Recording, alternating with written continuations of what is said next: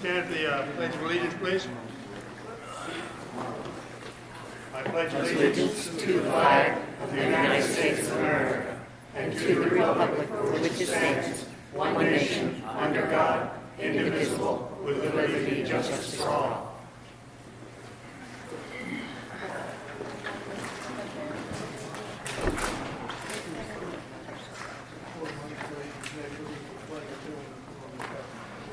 Hi, folks. We're here for the February 28th Amargosa Valley Town Board meeting. First order of business is approval of the agenda for February 28th, 2019.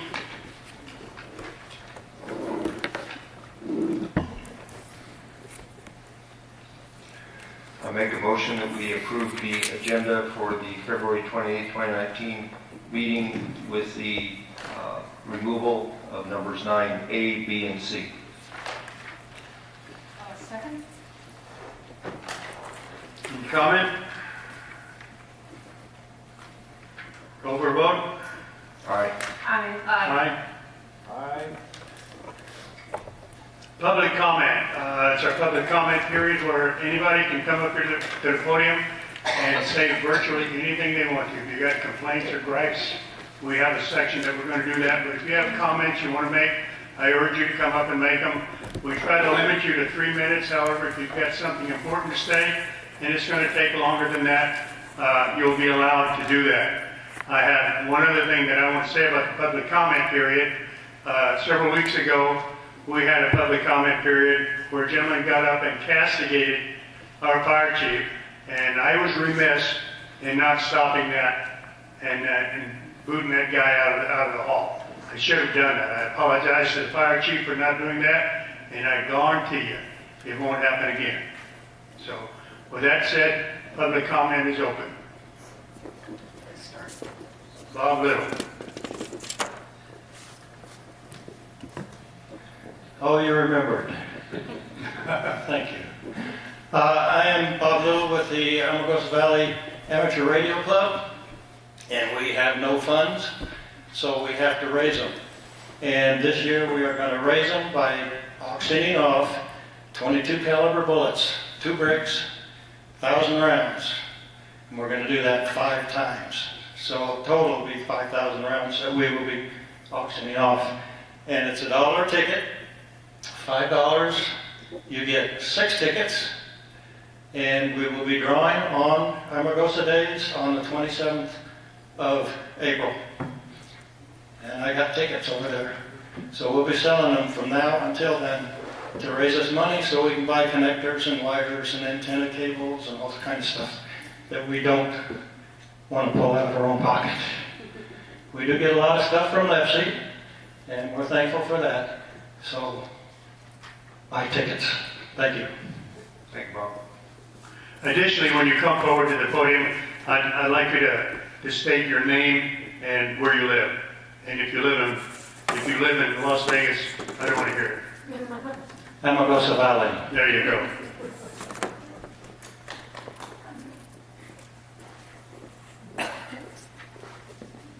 Good evening. I'm short.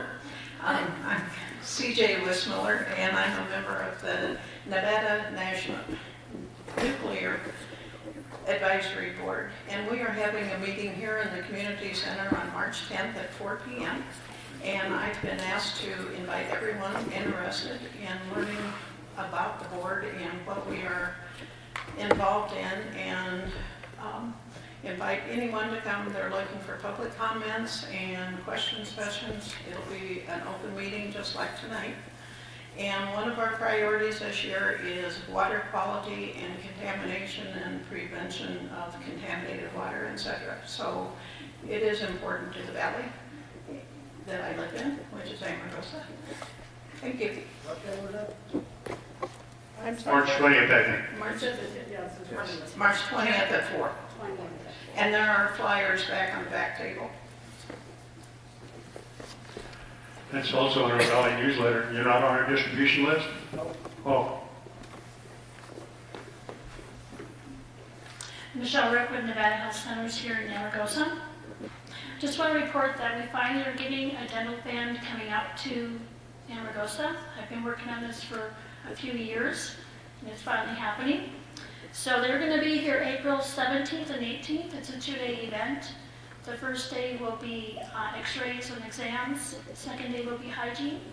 And this will be for kids up to 21 years old.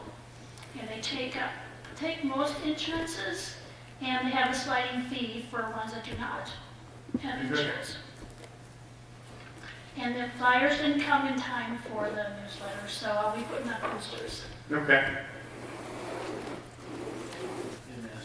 Thank you. She said she was from Amargosa. Yeah. Thanks, Michelle. Next. Are we finished?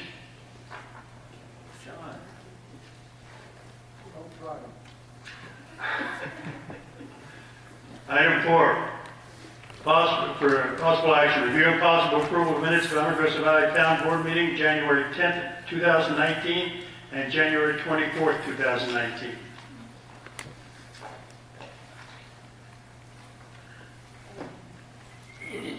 I make a motion that we approve both meetings, the 10th and the 24th. I second. Comment? Discussion? Vote, all in favor? Aye. Aye. Aye. All opposed? Did you vote, Trevor? Aye. Trevor, aye. What's your? Fire Department report. You're up, Chief.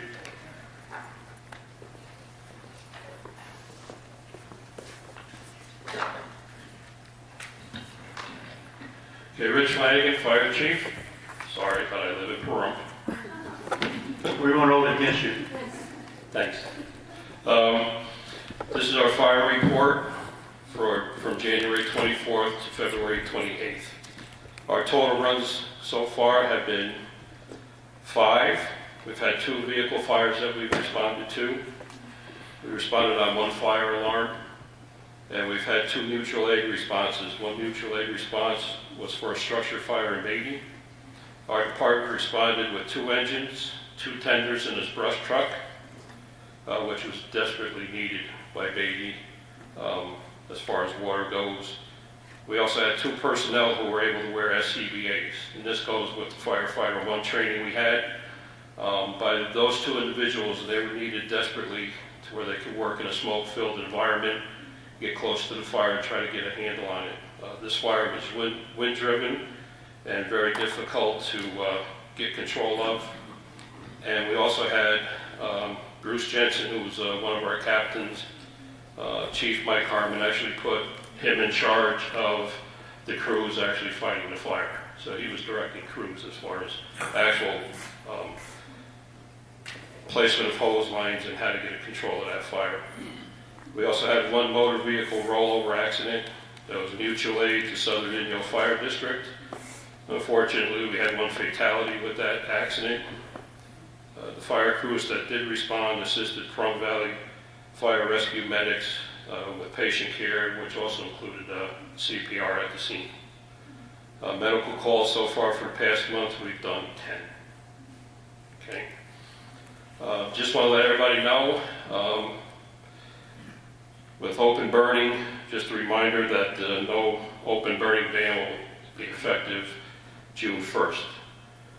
One of the services that the department is looking to make available to residents of the valley are burn permits, and they're available at Station 1.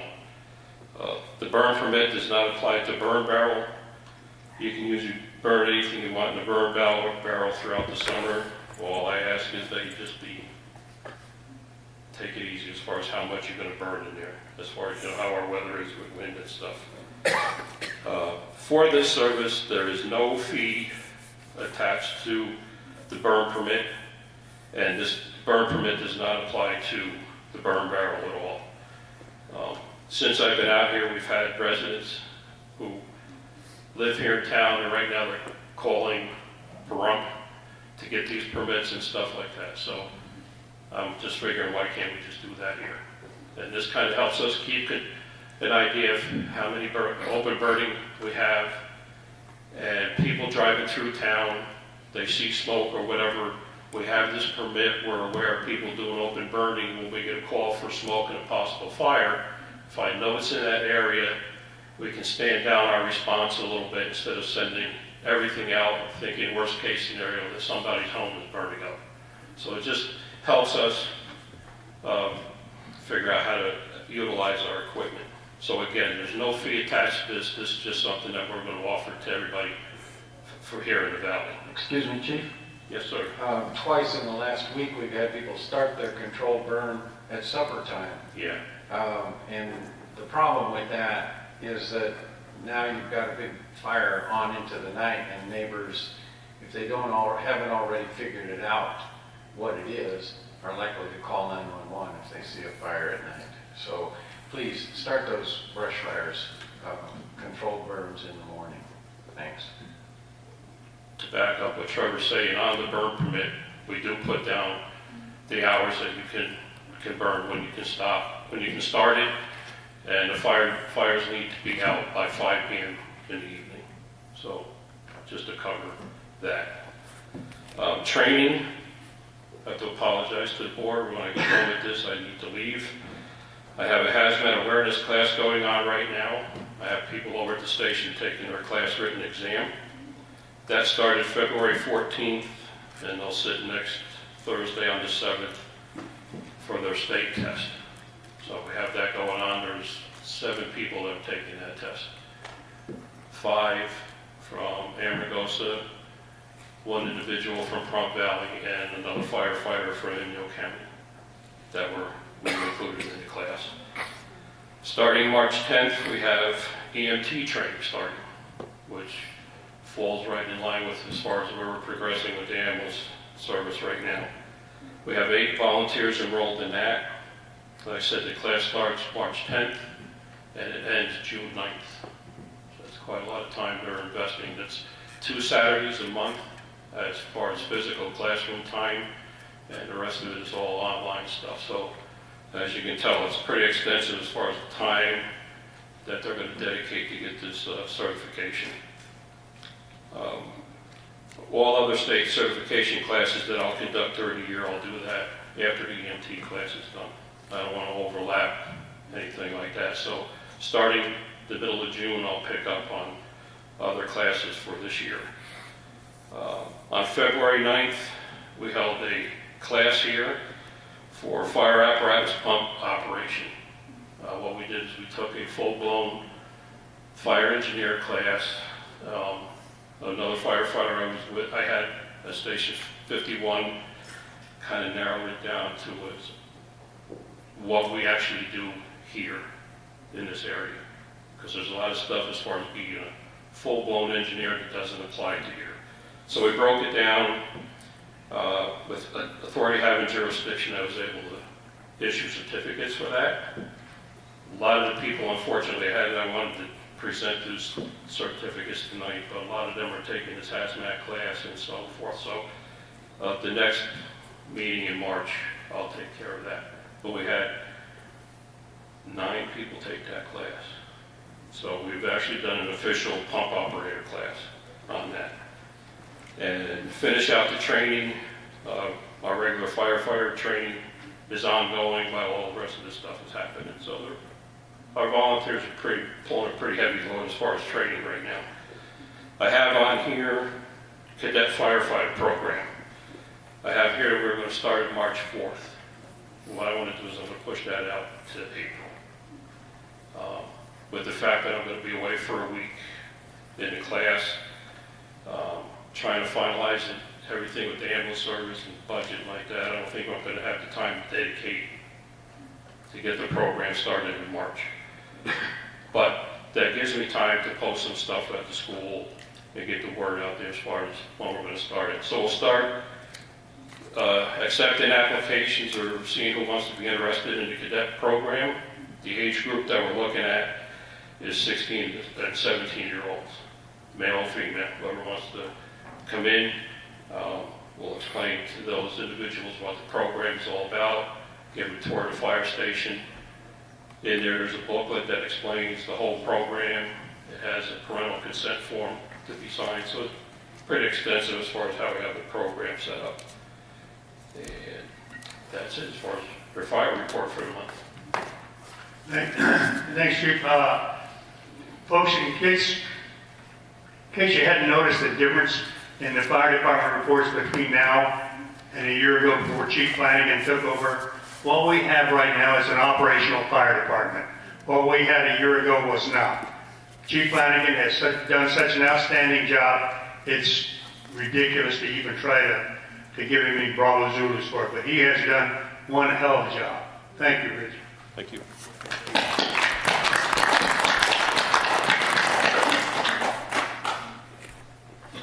Next item is town office report. This is going to be the presentation of the audit for 2017 and 18 by our auditor, Mr. Dan MacArthur. Dan?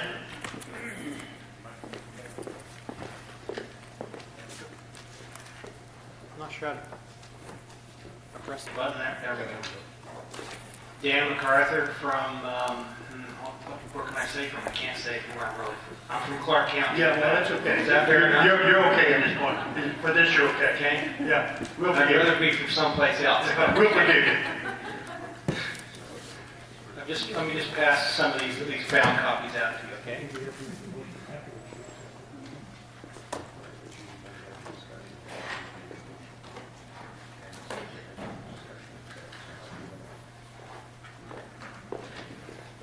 Let's get some menial stuff out of the way here, Dan, first before you start. All right. You want to make a motion, Mike? Yeah, I'll make a motion. So that we can, Mr. MacArthur can make his presentation and we can have our open discussion at that point. We are going to make a motion to accept the audit as presented by Mr. MacArthur this evening. Can I get a second on that? A second. All right, now, Mr. MacArthur, you can begin your discussion. Okay, great. Appreciate the chance being here with you this evening. Got several things I want to go through with you. I have some extra copies to report. I'm going to go through some specific pages. Do you want me to hand any copies out to the audience or anybody? Yeah, if they want them. Even though we need to have them come back because the town clerk's going to need those to send to several places. Yeah, we can get them back in, right? You guys aren't going to mark them out too much. Mr. MacArthur, he's going to tell them which pages. Well, I've just got some extras right here, but they're not extras, they just need to come back. Okay? I'll just refer to some pages and you might look at them. We have a couple more here. You have one more. Excuse me, you got some. Hold on,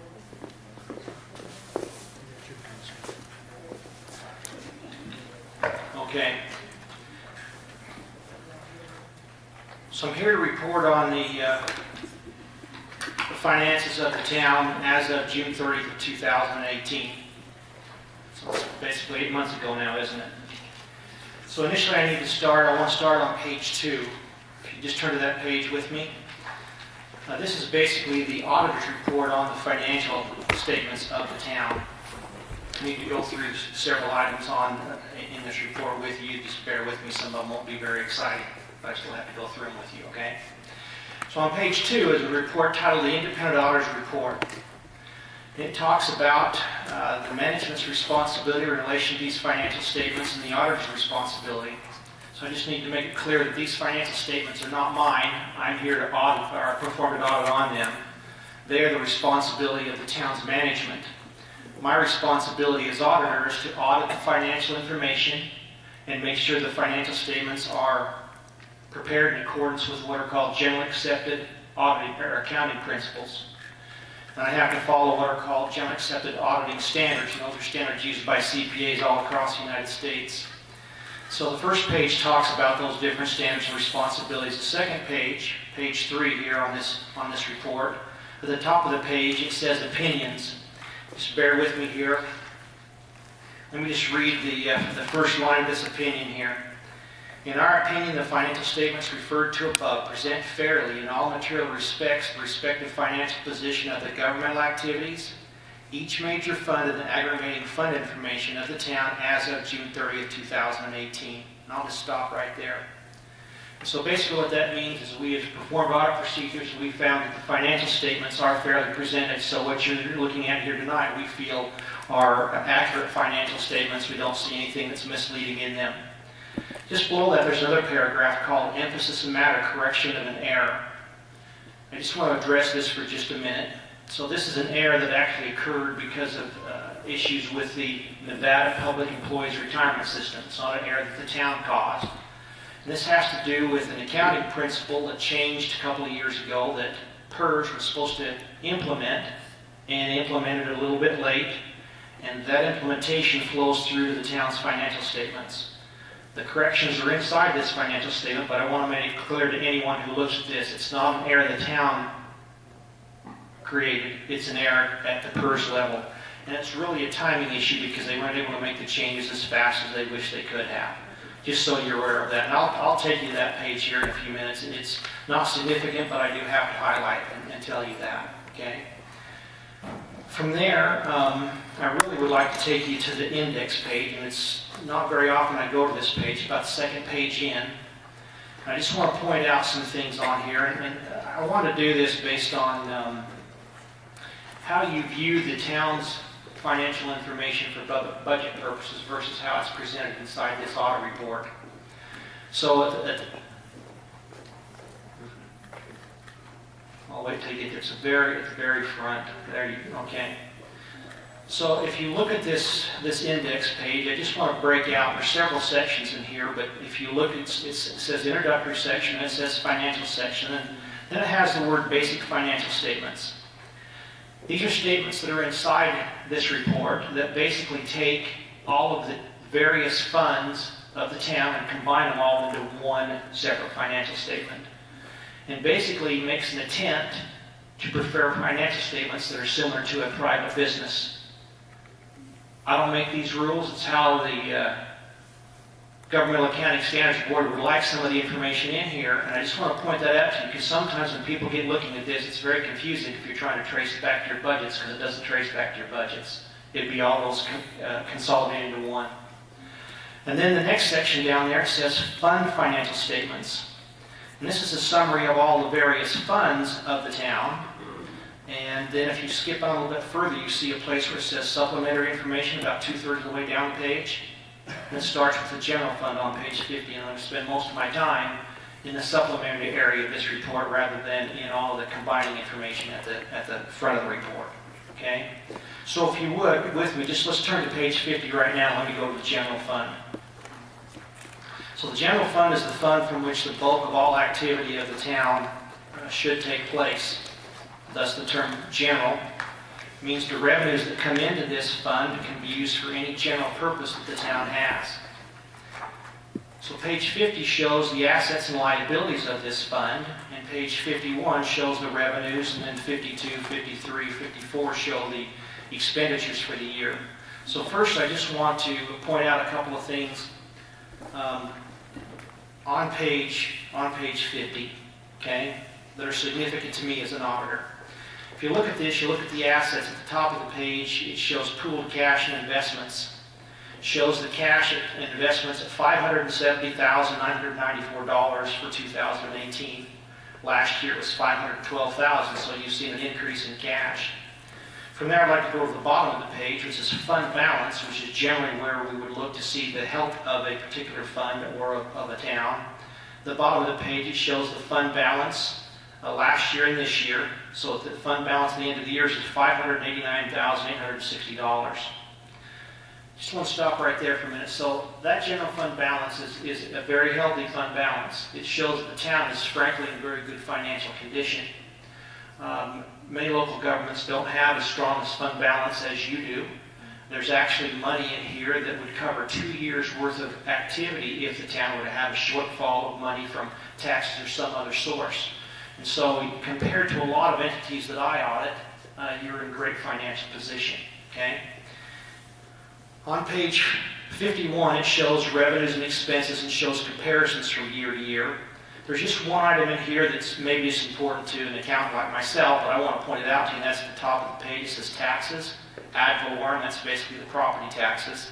Then below that it shows net proceeds of mines. If you note in the 2017 year, it shows zero, no net proceeds. Net proceeds can be very volatile from year to year. The main reason there's no money in the 17 years is because of a change in the law and the timing of when net proceeds taxes are paid. I mean, you don't get a lot here, but the only reason there isn't anything in 17 is because in that particular, the year prior to that, the state changed how net proceeds tax were paid. They used to be paid in advance. They were changed and paid after the end of the mining company's year. And during that cycle, which was 2017, there were no payments received based on how the law was. Okay, I'd like to go to page 52 now, if I could, with you for a moment. As part of the audit, I have to point out to you if there's any violations with law and regulation. And on page 52, there are some budget issues that I need to address with you. Under the expenditure categories, at the top of the page, it starts out with general government administration, and it goes to public safety. Under public safety, it shows the budget was for $30,000 and expenditures were $36,475, if you all see that. So it shows a budget violation of $6,475. There's a statutory requirement that functions, which public safety is, are not to be overspent in a given year. Now, it's a budget violation, but obviously there was money here to spend. The issue was the budget wasn't adjusted at the end of the year like it possibly could have been. There are a lot of factors that relate to that. Part of them being the lack of some of the accounting being completed at the county. Some of it could be internal here. Okay, and then just below that you see another function. There's public works and then health. The health function shows a $45 budget violation. It's a very small dollar amount, but nevertheless I'm supposed to show that it's a budget violation in here.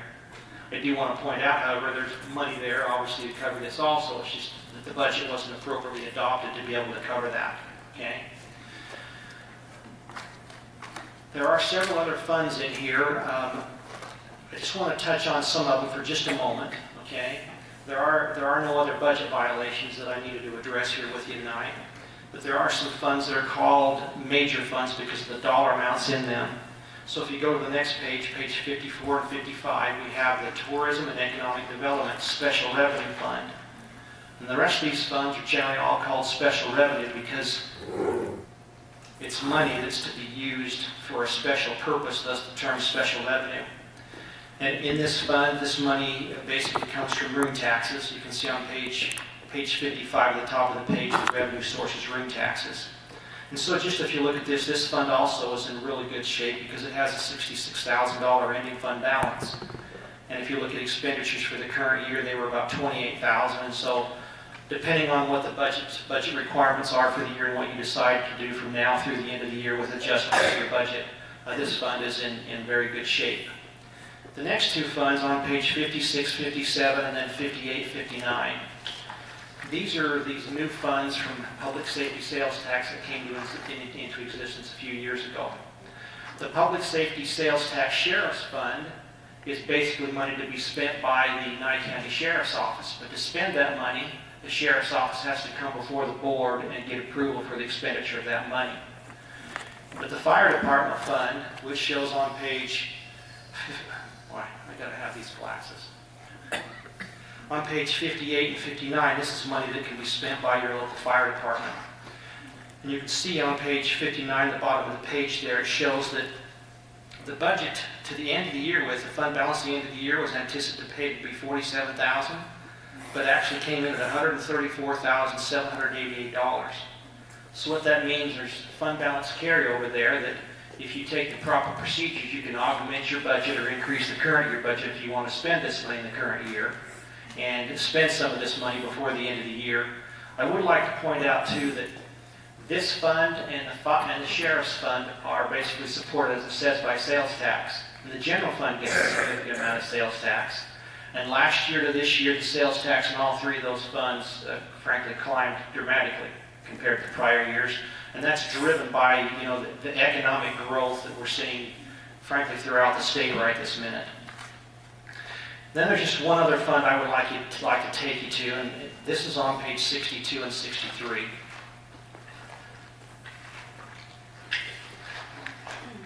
This fund is a capital projects fund. This money can only be used for a capital improvement.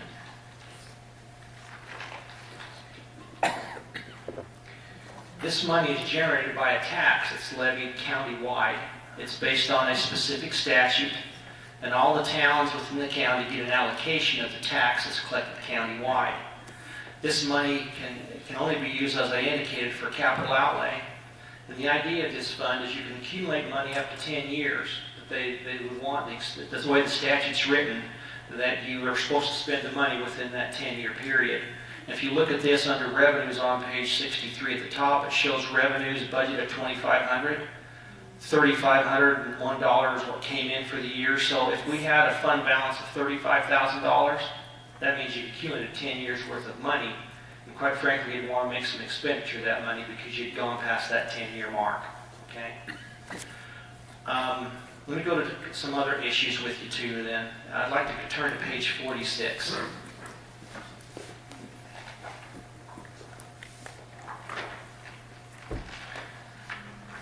On page 46, and this is not going to, you know what? This is a change at the last minute, so I need you to look in the red book that I gave brought here tonight. I've added a comment in here related to marijuana money. So I'll give you a minute to get to that page 46.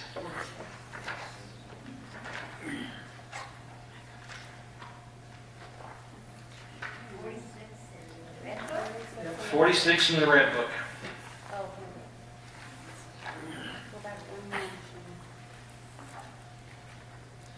It's a really short comment, but I just want everyone to know what's in here. It's addressed so that any reader knows there's a potential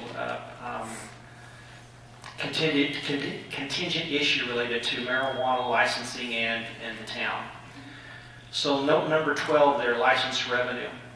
And rather than read this, I'm just going to talk about the issues here. There's a question concerning the marijuana licensing money that's been collected by the county, and whether that money, some of that money belongs to the unincorporated towns within the county. I've seen an opinion from the Legislative Counsel Bureau, from the legal counsel, indicating that the money belongs to the county. I've also seen regulations stating that the money belongs to the entity that administers and oversees the licensing. So this is an issue that hasn't been resolved yet. And so there's money that sits inside the county's books right now that's restricted and hasn't been spent. And until this issue gets resolved, it's sitting there in that county account. And once it gets resolved, some of the money may end up here with Amargosa Town, some of it may not. Or none of it. I want to bring that to your attention. I'm not an attorney, and I can't make a legal determination. Okay? So attorneys are going to make that determination for me, and when that happens. And until that takes place, or there's something worked out, or until we get further direction and guidance from the Nevada Department of Taxation, the money's just sitting there on hold. But I wanted to bring that up because I don't want anybody to think I forgot about that money, that it should or should not be in here. So there is a note in here. It's brief, but it covers the issue related to marijuana licensing. It's a pending issue that hasn't been addressed yet. Okay? Okay, then from there, I would like to take you to page 40. I'm sorry I'm going all over in here, but there's just a lot of different pieces of information here. I just want to point it out to you. On page 40, at the top of the page, there is an item that's called long-term debt. And most of you would not believe that the town has any long-term debt, so I need to explain to you why this is sitting in here. And this is in... This relates to pensions. The town actually hasn't gone out and borrowed any money from anybody and doesn't owe any loan money to anybody. But there is a requirement that the town's share of the unfunded PERS liability has to show up inside your financial statements. And your share of that liability is $81,548. I bring this up only because if you were to read this letter later and someone were to call me up and say, wait a minute, when do we become liable for this? there is an accounting requirement that was put on us about 4 years ago that indicates that local governments are supposed to show on their financial statement their proportional share of the total debt of the Nevada PERS system. And that allocation is based on how much the town contributes into PERS every year compared to what everybody else contributes into PERS. And so at this point in time, the town's share is $81,000. I want to say to you that the statute says that if you make your PERS contributions, then you're not liable for any PERS debts. And so for me, it's kind of a difficult issue because the NRS says one thing and the accounting rules say something else, and I'm governed by the accounting rules. Okay? And so I'm showing that in here. No one's going to come right now, to my knowledge, and ever ask me to write a check for this, but it's just showing, and this shows up in every local government financial statement in the state. They're all required to put this in now. But I don't want you to think that it's something you need to be making payments on a regular basis, because this number can fluctuate dramatically from year to year. I just want to show you why that is. So I want to take you to one other page in here, and that's on page 44. Because this is an estimate, and I'm supposed to tell you about any estimates that exist inside the financial statement that are not a concrete number. It's an estimate to give us an idea of what the financial position of the town may be. And so on page 44, 3/4 way down the page, there's a little table there, and it says town's proportionate share of the net pension liability. And this estimate is based on how much what the investment rate of return is on the assets of PERS. And so you can see here that if the investment rate of return decreases by 1%, then your liability jumps to $123,000. Right now it's estimated that the rate of return is 7.5%. The term used is discount rate. If the rate of return goes up to 8.5%, your estimated liability drops to $46,000. So what I'm trying to say is this is an estimate and it could be all over the place. But I'm following the required generally accepted accounting principles on how this number is calculated. And this actually comes from the auditors of the PERS system, and they produce this for us each year. And they have an actuarial consultant who goes in and prepares this for them and then provides the information to all of the local governments throughout the state. Okay, just a couple more things, and then I'll hush up and I'll answer questions, and I'll try to tell a good accounting joke maybe, okay? Page 31 and 32, I want to talk about capital assets. So inside the financial statement, and this only appears on the front 2 pages of this report, we're supposed to put on here what the capital assets of the town are. You know, fire equipment, computers, etc. And so if you look at this, and I guess I want to talk about page 31 for just a minute. There's just a little blurb here at the bottom of the page. It talks about capital assets. Capital assets includes property, plant, equipment, infrastructure assets. They're reported, okay, in governmental columns, and this is consolidated financial statement at the front of this I was telling you about. But what I want to get to is capital assets are defined by the town as items that have a cost of $500 or more. Assets below $500 don't show up inside of this financial statement. And so even though those, of course I should be careful, does the town own the chairs or does the school district? Well, some local government owns those chairs, but they're not $500 a piece. As a whole, in total, they might be $500, but individually they're not, okay? So on the asset listing of the town, anything over $500 has to be put on that list. Below $500, you don't have to necessarily keep track of it. There is a requirement that the town every 2 years do an inventory of the assets that exceed $500, okay? And based on what I've looked at, I don't see where that inventory's been done over the last couple of years, and so that needs to be taken care of. And so an inventory needs to be done every 2 years. From what we have, we've provided an asset listing to the town clerk as a guideline.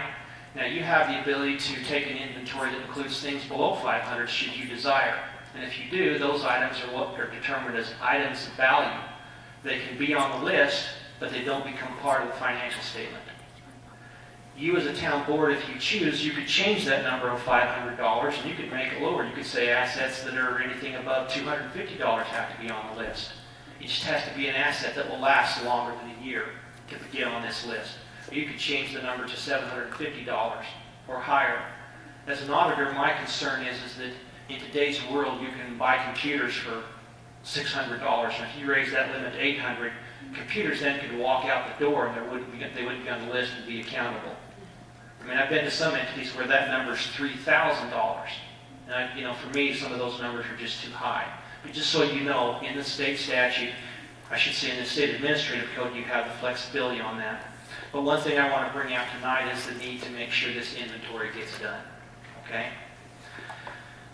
And then I have one other issue that I need to talk about with you, and I'm going to go to that by going to page 29 in the report. On page 29, item number 6 says budgetary information. On an annual basis, and I know that you're preparing for this and it's coming up, but on an annual basis there is a requirement for the town board to have a tentative budget prepared, and that tentative budget is to be filed with the Department of Taxation by April 15th. Now that budget doesn't necessarily have to be signed or approved by a board member, but it needs to be at least signed by the clerk of the town board. And then there's a requirement to hold a public hearing third week in May. Based on information I have looked at, it appears that the budget for the 18-19 year, those procedures weren't followed. I'm sure most of you all know this, okay? I'm bringing this up because I've been contacted by many individuals. That does not show in this audit report as a violation of statute, because I'm auditing the June 30, 18 year, not the June 30, 19 year, okay? And so the issues at hand would be, and I just want to walk through this so that you know this will have to be a finding in the following year audit, okay? But the idea is if you have findings, what do you do to correct them? So the important thing this year is to make sure that the tentative budget gets filed with the Nevada Department of Taxation by April 15th. My suggestion is when you send it in that you send it certified mail so you have proof it's in the mail, okay? And then there's a requirement to have a public hearing. And this section here in section 6 talks about, when that has to take place. One of the key issues is when a public hearing takes place, you have to advertise in the newspaper. And one of the things you're going to need to back up your budget is an affidavit of publication from the newspaper proving that you advertised in the newspaper for this public hearing to take place. And that backs up the fact that you follow the law. And then when you have the public hearing, it needs to be as a public hearing, meaning it's not just a regular meeting like we're in right now. It's specifically a public hearing. Okay? And it's basically the intent of the public hearing is for the public to be able to come and voice their comments about what's in the tentative budget. Then from that point in time, you can either adopt the budget on that date or you have until June the 1st. So you can have meetings after the public hearing and you can make additional changes all you want to the budget. But you have to have it finalized through board action by June the 1st, and then it gets sent off to the Department of Taxation. And in this process, when the tentative budget gets sent into the Department of Taxation, they review it, and they'll send you a letter back saying, we think your tentative budget looks fine, or we think these errors you have in the budget need to be fixed. Okay? And so when we do the audit, we always have to get the budget for the following year, because some of those numbers affect what goes actually inside this financial statement as far as what are called, that's not a good word, assigned money for the following year. So when we went through the budget, we did see that the Department of Taxation sent you a letter approving the budget with exceptions, where they wanted some corrections made on that budget. And as you proceed, from this point forward, because now you have this budget, to make changes to your current budget, I think in that process you want to make sure you make all the changes the Department of Taxation wants made in the budget that was filed. Okay? So right now I don't have any comments in here about non-compliance, but I felt I needed to address the issue because I did get contacted from several people in the valley here telling me their concerns about this. I don't want anybody to think I wasn't aware of it or I forgot about it or missed it as an auditor. but I wanted to bring up the steps that go into that. And if there is any questions as this goes along, you can contact our office, you can contact the controller's office with Nye County if there needs to be any help in making sure that the budget guidelines are followed so that there isn't any open meeting violations or anything like that. Okay, I have to just a couple more things. I have to inform you that if there's estimates in the financial statement, I need to tell you there are estimates in here. There's two estimates in this financial statement. One of them I've already talked about, and that is the net pension liability, the $81,000. That's an estimate. The other one is inside this financial statement, there's an estimate for depreciation, the wasting away of the assets, the building we're sitting in, those type of things, and how fast we think those are going to waste away, and that's an estimate. I have to tell you, if I had to consult with another CPA firm or an attorney concerning the audit report, I did not. Okay? I have to tell you, if I had any disagreements with management of the town, I didn't have any disagreements. Okay? I have to tell you, if there were any, I'll use the term misstatements, which basically means errors. Were there any errors in the books and records we audited that haven't been corrected? And anything we found as an error has been corrected. So these financial statements don't have any, from our audit perspective, any errors in them. Okay? So I need to address that with you too. And I think that covers the items that I need to cover with you. There's a lot more in this. If you have questions, I'm happy to answer any questions any of you might have. Oh boy. I have one short one. On page 8, it shows our investment income. Do we actually lose $3,000? Well, I always try to sneak past that one, you know. So, In this market, how does that happen? how does that happen? Well, that's not due to anything we did, though. That's, Yeah, no, it's nothing we Yeah. did, but just, I mean, we're relying upon some government official someplace to invest well, our... somebody over in Nye County. Well, no, not like, it's a state that takes care of it. I'm going to give this a shot, okay? I've had to give this speech, this It's usually part a of speech. $10,000 to $12,000 gain, and we lose Right. $3,000. So, all right.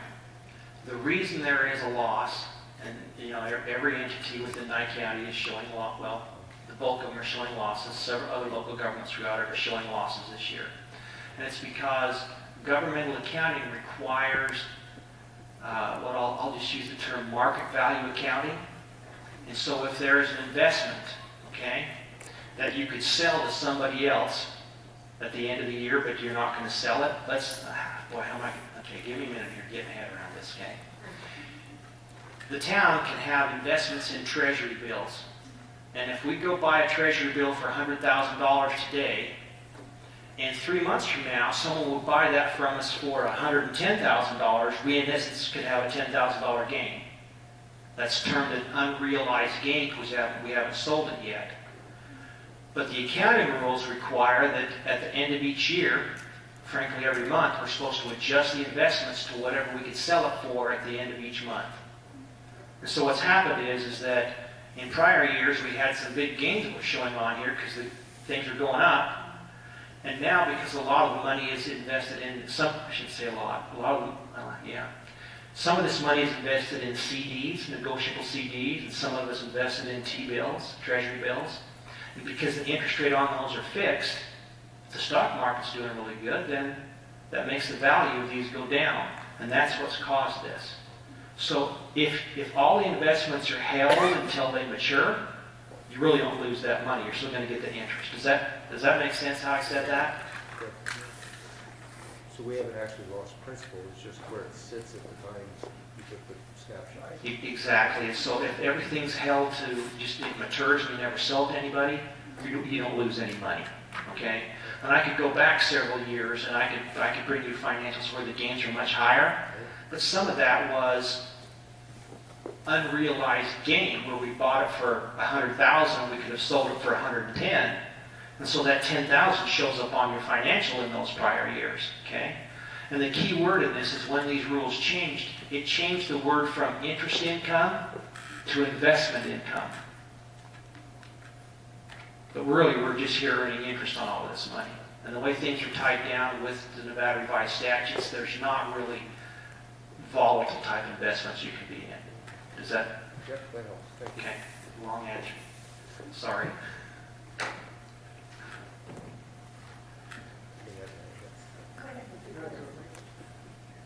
I get to go next?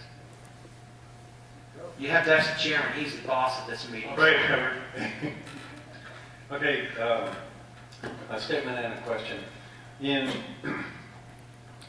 2013, when we had just become an elected town board, at a county commissioners meeting, the county manager conceded that, yes, we need an MOU that describes who owns what over there on Farm Road in Amargosa, because the land title wasn't partitioned, and the park title or the park lease was kind of truncated, and it got real muddy. And and then on the engines in particular, in 2015, there was a phone call over here that if you don't fire so-and-so, we'll take away your fire engines. The point being, the county, or some people in the county, feel like they own a lot of what's over here. And so capital holdings, capital assets, has become a money issue right from the get-go, from the formation of an elected town board. So I'm just saying it's muddy. Second, I was wondering if perhaps you could help us understand what's going on with Valley Electric. Your rates are going up.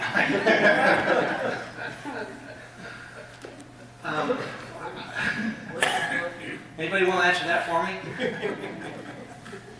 You know, I don't have an answer for you that. I'm not their auditor. Lucky for me. That's a fair answer. Good enough.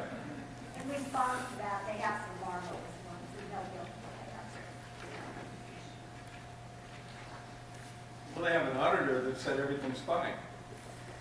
Well, perhaps if you could let them look at the same things he did, and some of them didn't walk out the door, we might continue. Do you want to take the podium, Shelley? You should be on the Sheila? microphone. Sheila? Do you have a microphone? I don't want to turn this into a valley, but it's a town meeting. But I don't want to. I'll be happy to talk to you. Okay. Stay to the agenda. Disruptive. Okay. But I do have a question for the auditor. Who's she got? Some of these, as you went through it, you said these are so-and-so and they're the towns, they're being held by the county, this and that. Is it possible when it's like that, where you say it's this way, but actually this is here and there, that an auditor's note be put on that page if it makes it clear and it's something that you think people might want to know about? And you mean on the page in the financial statement? Right, yeah, Okay. when you present the... And I can answer that for you, okay? Sure. So if you had a copy of the Nye County's audit report, inside of their general fund, there is a line item on the balance sheet. I'm going to get a little accounting with you here, but there's a line item on the balance sheet under fund balance, and it says restricted unincorporated towns. If you go look at that number is the marijuana license money that's sitting there waiting to determine how it's going to be, what do I want to say here, apportioned, allocated, dispersed. So distributed, thank you. Dispersed is not the right word, is it? Distributed. And so it does show on there as a note on there, okay? But it doesn't use the term marijuana money. So I guess you'd have to have an auditor there telling you that's what it says, but it is on there. Inside the town's financial statement, because there is no marijuana money here related to that, there really isn't a note because there's no number to put a note to. Does that make sense? Yeah, to a degree. It's just as you made those statements as you went along, then to go back and try to remember which ones were where, it would have been helpful to have them noted in the pages themselves. But you're the auditor. I don't do that. Well, and I totally understand that. So the only place it shows it here is in the note to the financial statements, note number 12, and that's to tell, the idea is when, well, well, this is not fair. You're right. There is a lot of information here. The idea is if you're going to go through this, you're supposed to read every page, and I realize that that's very difficult to do that and understand everything in it. And so that note number 12 was added in there to address the marijuana issue, to say it's a pending issue out there. And I think what you're saying to me, and let me just go to that page. Let's just go to page 50 again.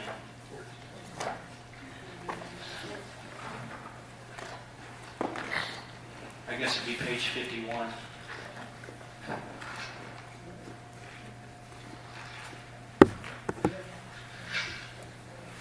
So on page 51, it shows, oh wait, I'll wait till you get there. So on page 51, under revenues, you see taxes, and you see licenses, permits, and we're talking about marijuana licensing and the money related to that.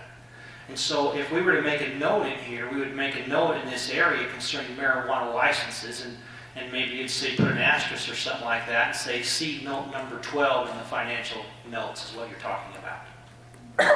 Is that fair what you're saying? That's what would be noted in one of the pages in here. But because there isn't a dollar number to tie to that inside the financial statements, this has been prepared based on the guidelines we're supposed to follow as auditors put out by the Governmental Accounting Standards Board. But I do appreciate what you're saying. But that's what it would be. During the county audit, John, wait till you get the mic. Yes, and if you're going to speak, please come up here so that you are captured on video. Remember, we video record everything, so if you could please come forward. John Bosta, VOSTA. During the county audit on the issue about the marijuana money, I believe was on page 14, Leo Blundo asked you a question. Do you have a breakdown for each individual town? And your answer to him is yes, I have that breakdown. And Leo Blundo asked you to send that to the town, to the county, so they would know how much each town would receive out of that $700 and some odd dollars. That $700 and some odd dollars is following Assembly Bill 422 and Senate Bill 487, and that money was collected and was supposed to be put into the budgets of the town, and the county has not put that money in the budget of the towns. And your answer to Leo Blundo is, I have a letter of the breakdown of that money and I will send it to you. I also ask you to send me a copy of the letter which I've not received on the county audit. I called your office and I asked your office to please send that communication to me, and as of this date I've not received it, and it's on this very issue. And the thing is that the county is in hopes that legislature will change the law such that the county can keep that money. At this time, the county has no authority to collect marijuana money inside of the boundaries of an unincorporated town. The county decided that they would jump the gun before the state made any ruling and passed their ordinances to collect that money. And now they're saying, oh, we're going to send the town a bill for collecting that marijuana money. And I do not believe that the county has a bill of over $700,000 that they can take the money from the towns. And here in this case, in our audit, I believe that the amount of money that is owed, that you said you had a breakdown, I believe that amount of money should be in this audit. Thank you. This audit is for 17-18, John.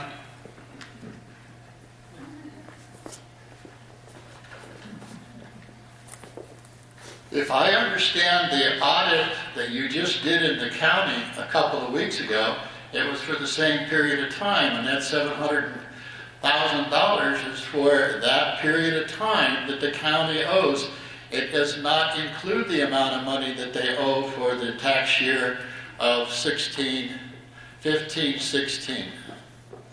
And that money, I don't know if it was in those budgets, but the amount of money that was on page 14 that $700,000 was for this tax year. That's what you told the people in the county budget.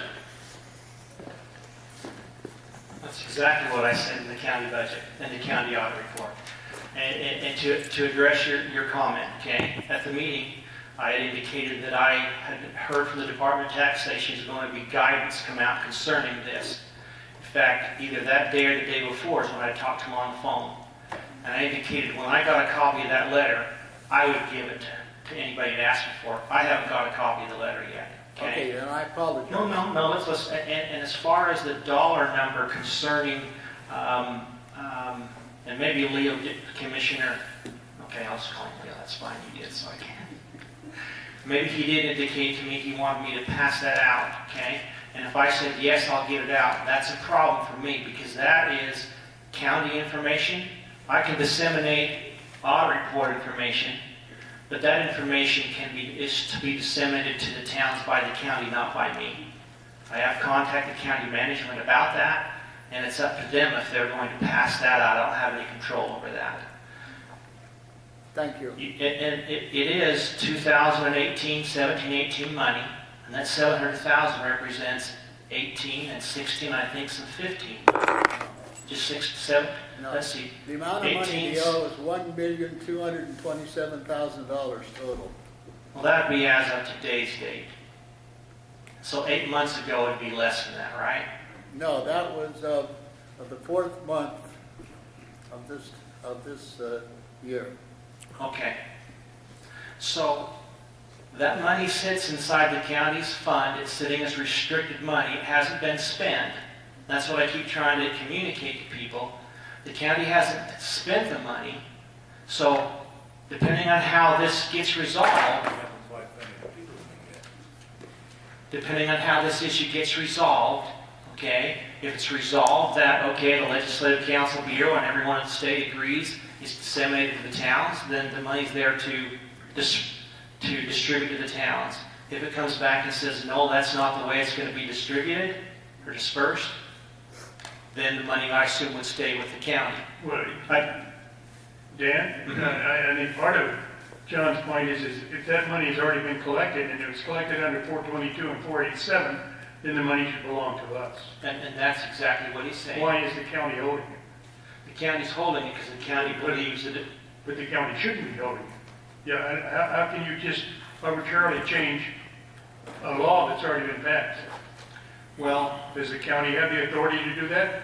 To stand up and say, I'm not going to abide by 422 and 487 until I get it interpreted the way I want it? Well, now you're asking me a legal I know, question. I understand. You are, okay? I understand. But right now, I understand this to be not only a problem for Nye County, this is a problem statewide. I understand that. In fact, there's just been some disbursements that went out recently that has nothing to do with this money. It has to do with money that's gone to the state. And I read the temporary regulations related to that money, because the question that came up related to that money is, okay, does any of this money go to the unincorporated towns? There's a specific... I'm not talking about the money that's locally generated here. I'm talking money that gets paid into the state and then they redistribute it to the counties. Okay? And the temporary regulation I read on that talks about who has oversight over who issues the licenses. So I know there's a lot of controversy with it. And so right now what's happened, and to answer your question, I believe what's happened is the money's just sitting there parked, waiting for an ultimate decision statewide on this issue. Because it doesn't only affect Nye County, it affects several counties. It's a huge problem. It is. It's a huge problem for every county in the state. There's no doubt about that. And up until, I believe it was, I'm going to say April or May, up until an opinion came back from the Legislative Council Bureau saying, hey, we think this money belongs to the unincorporated towns, everyone was thinking, oh, it's going to stay with the counties. And so now what's taking place is they're producing regulations to try to deal with this. But, you know, I might walk out of here with, you know, arrows in my back. Yeah. But it's not my call, and that's my problem. I'm not an attorney. I can't make the call. All I can do is disclose to everybody in this room, here are the numbers, so that there's full disclosure.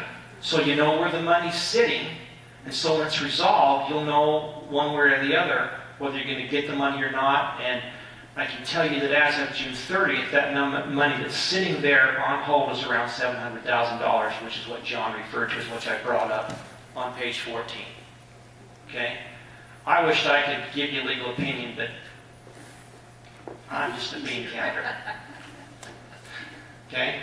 And I know that's not helping what everybody wants me to answer, but that's the position I'm in. Well, everybody wants you to say that, yeah, the county owes you the money, they should pay it right now. But that's not going to happen. You can't say that. And even if you could, it probably would not happen. I have not seen a temporary regulation, law, restriction come from taxation and or the legislature saying that, hey, the counties are going to hold this money until we settle it. All I've seen is that the county stepped up and said, we're going to hold the money until it's settled. And who authorized the county to supersede the state? Because that's what it sounds like has happened. So we need to continue with the audit so you can go home. Thank you. Well, we could talk about this all night, though. Yes, we could. And so we have one question here. Yeah, don't go away, I want you to answer this on the mic. We're talking, shield around, we're talking about a lot of money in the state's holding or the county's holding or this or that. Well, it isn't just sitting there. That should be drawing a significant amount of interest. Who gets the interest?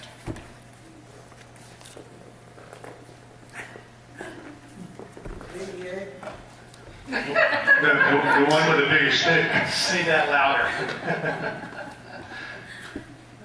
It is getting interest. It is sitting there and it's collecting interest. Just to answer your question, it is. Who would get the interest? What percent of interest? It's whatever percent their investment pool is earning. Okay, it could be 3, 4, 5%. It just depends. So it's part of the big investment pool of money that's invested inside the treasurer's office. So it is getting interest. Who should get the interest once it's decided where the money goes? I know who should. In my perfect accounting world, the interest would follow wherever the money went. To me, it would follow the principal. That's how, if I had to divide it up, that's how I would do it. But again, it's not my call. Okay? The way the statutes are written, you know, there might be one fund earning a bunch of money, but the statute allows all the money to go into the general fund. And that's just the way the NRSs are written. And I can't control that. I just have to live by it. But to me, if it was fair, the money would follow, the interest would follow wherever the money ends up. Okay, it just behooves the county to hold it forever. If they're going to get to keep the interest, that's I don't think that's going to happen. Yeah, and I don't really think the county wants to hold it forever. No. They just want to hold it until they can spend it. From what I believe, this will be resolved here soon. Okay, I believe it will be. Not necessarily not favor. Well, As long as you're talking about interest, may I ask a question? Yeah, as long as you come to the podium, you can. Thank you. I'm on page 55. There's burned yellow lamp, and yes, I live in Amargosa. There's a couple of items on here. The Tourism and Economic Development Special Revenue Fund. This is page 55 for those who are interested. Also, the Public Safety Sales Tax Sheriff Special Revenue Fund. And Public Safety Sales Tax Fire Special Revenue Fund. And all three of them show a negative balance, a negative number on the investment. So are we getting negative interest money? Is that what the deal is here? How do you get a negative on investment income? You just went through that. He just told us how that happened, Vern, how it changes at a given time. the reason that's on here like that is it uses, well, this is just a play on words, but I'll make the rules up. It's a negative number. It's correct as a negative number, okay? It's because it's based on investment income, not interest income. And so this is based on, at the end of the year, June 30th of 18, if we had $100,000 in investments and we paid $105,000 for it, I mean, that's not a good idea. $100,000 we invested, and on that day, if we didn't want to hold it for 2 more years when the bank was going to give us our money back, we wanted to sell it to somebody else. On that day, if we could sell it for $95,000, then the financial statement has to show it's only worth $95,000 on that day. And that's what happened here. And so it makes it look like we didn't make any money. Okay. But if we hold the money until the CD matures, I'll use it as a CD as an example, we'll get all our money back. So this is going to switch in the years to come, and it won't show negative, it'll show positive. So what's the investment? What's the what? What are they investing this money in? Well, this money is invested in certificates of deposit, and it's invested in U.S. Treasury bills, is mostly what it's in. Federal government investments. And there could be some money that it's in there I related. think I understand. Okay.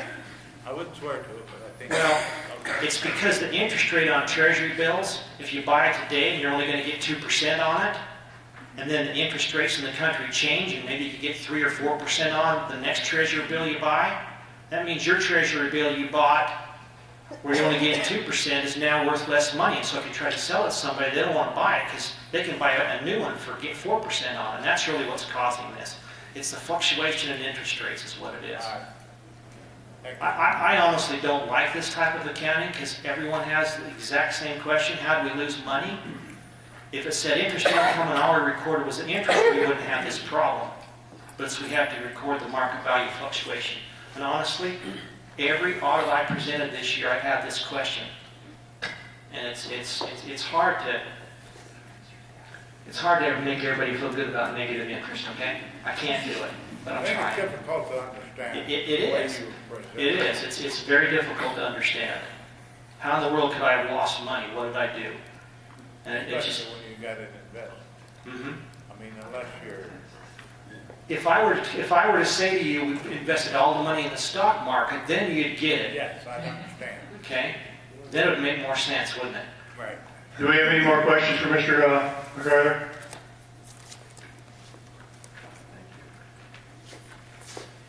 Are you finished? Am I excused? Not yet. Okay, do you have any comment? Do you have a comment? All right. I call for a vote on the motion to accept the audit. Aye. Aye. Aye. Trevor, aye. Aye. And no. I know that you. Thanks, Dan. Thank you. I appreciate your time tonight. We appreciate your. Thank you, Dan. You bet. Yeah, it's decided by the chief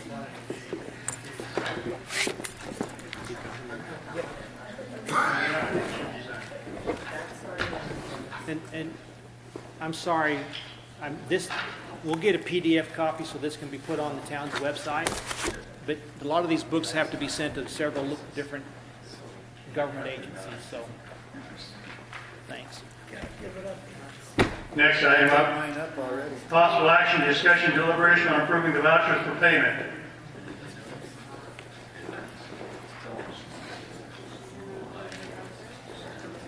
I'm not, this gets up here. I make a motion that we pay the vouchers as presented.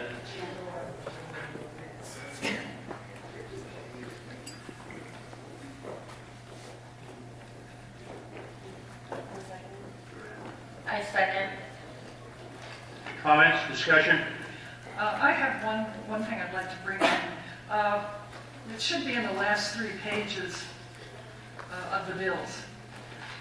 On 2/1, the fire department had a bill of $516.81 for Suburban propane.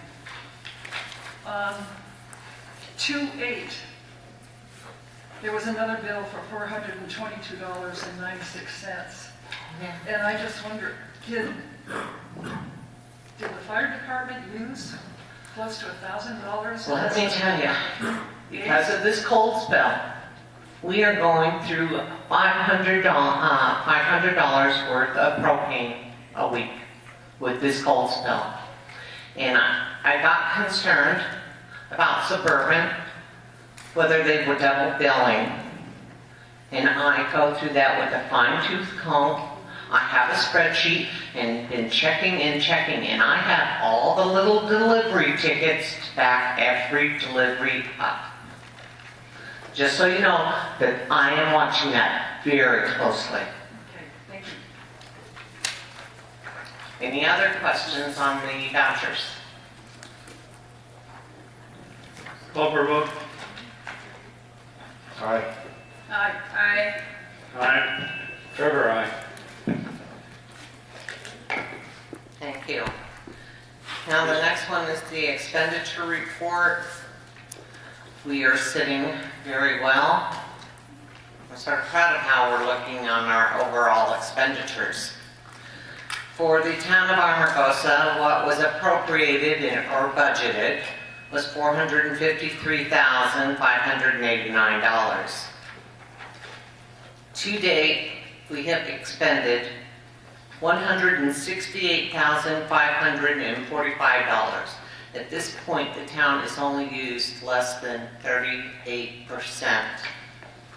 And at this point in time in the fiscal year, we would have used 67% of our budget.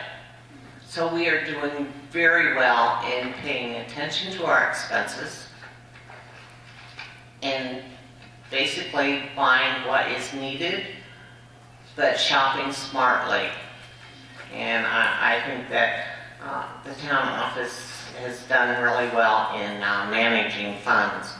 Fire department is at $54,840 for the year, and their expenditures are at $36,992.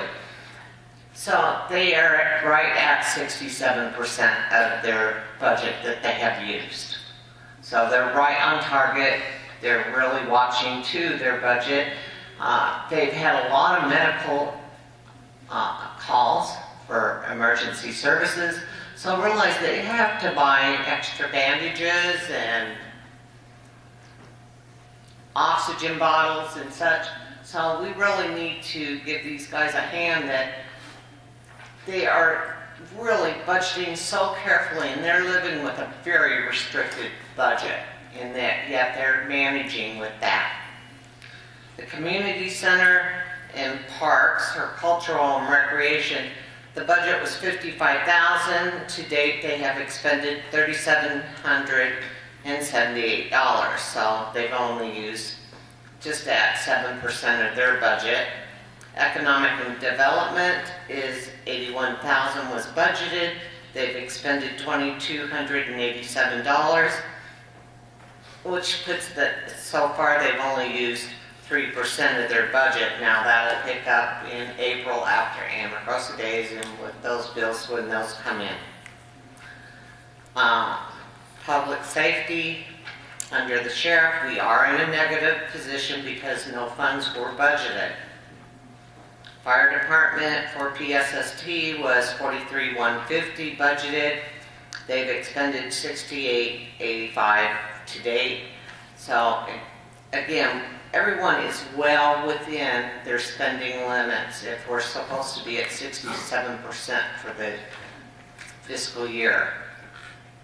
So we are on target to meet the budgeted numbers without exceeding. Deb, I have a quick question. Okay. Okay. Due to the budget mix-up or whatever last year, no money was appropriated for the sheriffs under the PSST fund. That's true. Yet they have pulled out $16,500. How did they do that? Why we are charged for those funds, the county knows that this has happened. They have discussed it with the sheriff. We're hoping that I will do an emergency augmentation to bring the sheriff's money in, but it's going to be a little difficult to do an augmentation and a budget and file correctly. The county is going to cover those expenditures so that we will not have a violation. Okay, do we know what that money was expended for? Part of it was inmates' medical. Part of it was some other stuff for the inmates. I have not received expenditures on that, and I haven't looked it up. Do we have inmates out here that we're caring for? No, but we have to pay a portion of that when they go to jail. I'm sorry, we get charged, or the sheriff does, and realize I have no say over I that. understand. I just wondered. So just know that I have spoke to the county about this, and they know that they are part of the problem, that we are having the budgetary issues too, with the audit being so far delayed. Yep. And they will cover to make sure that we do not receive a budget violation, which should be our main concern. Any other things? Yeah, back to this inmate medical. Does that mean that inmates from Amargosa Valley, this is what it's covering? You would have to talk to the sheriff about that. I really don't know. I just know that they're here. I called the county and I said, why am I receiving these charges? That's all I can tell you is what the county has told me. I said, if you have me at a violation, I need it covered. And I was told that that would be taken care of. But right now, that's where it is.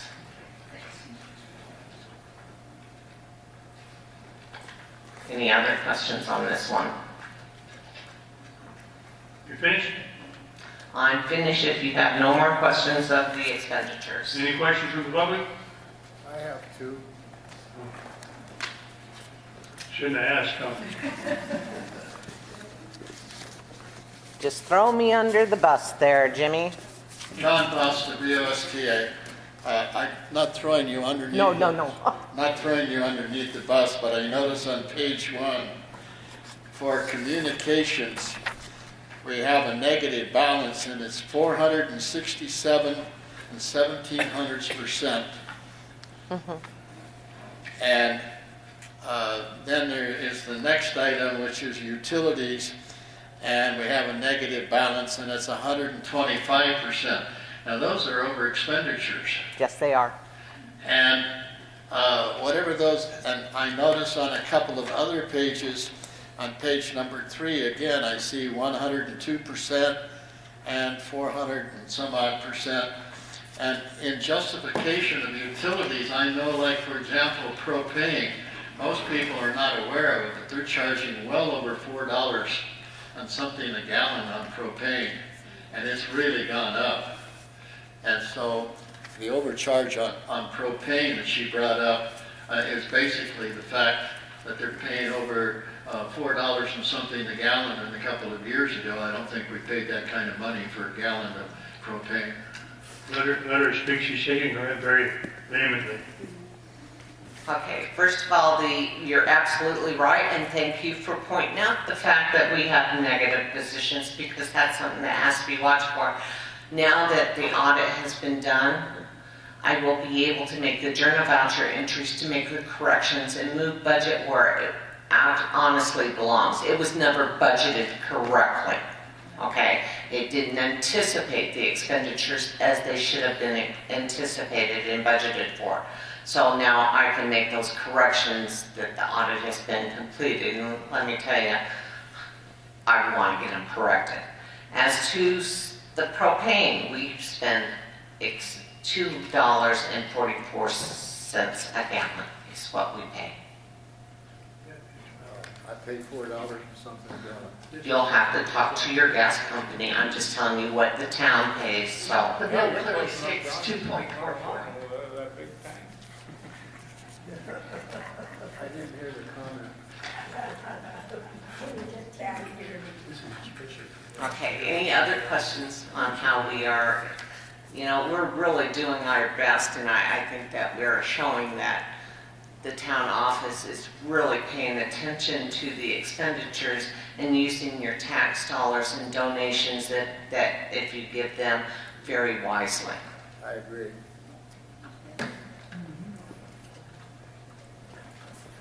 Thanks, Deb. Should we give her a collective pat on the back?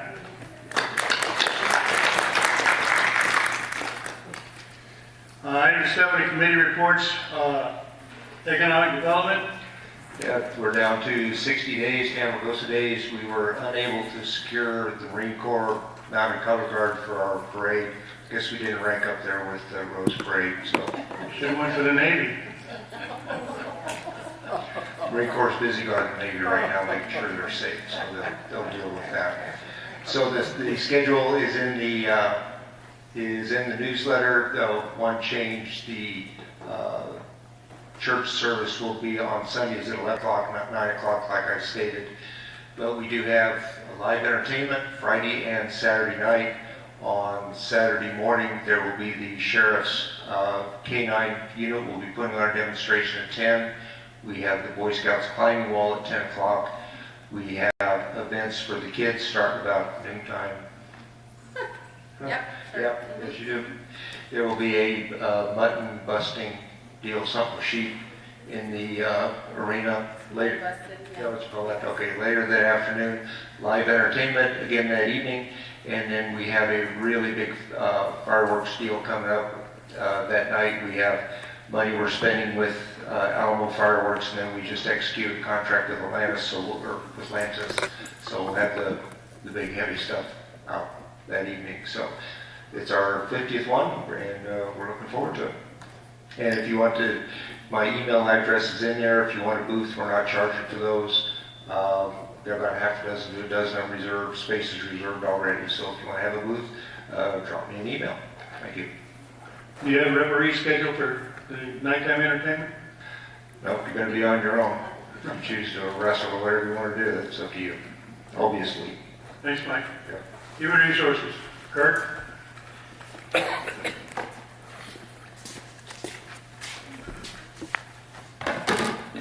Kurt Stengel, Human Resources. Recently, we advertised for 2 weeks in the Pop Valley Times for buildings and grounds maintenance personnel. On February 27th, we accomplished our interviews, and from that group, we selected 3 individuals. If you'd like, I can give you their names. It's okay with me. Certainly. Gary Salisbury, Benny Sanchez, and Yannick Chapoy. Did I say that right? Okay. They're to start work Monday, March 4th. And I think if all 3 are hired, it's going to cost the town roughly $756 a week. Okay. Thanks. Okay, I'll make this motion. I'll make the motion that we hire. Wait, we have to He did that during his public comment. Oh, that's right. That's right. I want to get this meeting over with, I guess. That's your events committee. Do you have anything on the events committee, Carmen? We are at the moment looking for a new chairman for the events committee, and Jimmy has a little surprise. Is Rebecca still here? But you were already previous. I have a presentation that I want to make to Rebecca Hutchison. She was the events committee chairperson for the last year or so. During that year, I think you would all note that we had a lot of events, a lot of successful events, both in the park and in the community center, that involved not only the children of the valley, but also the adults of the valley. And I think she did an absolutely wonderful job, and I'm really not happy that she quit, but she did.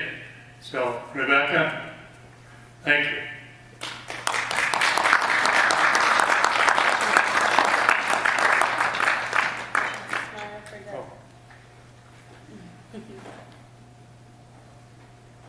Did the camera break?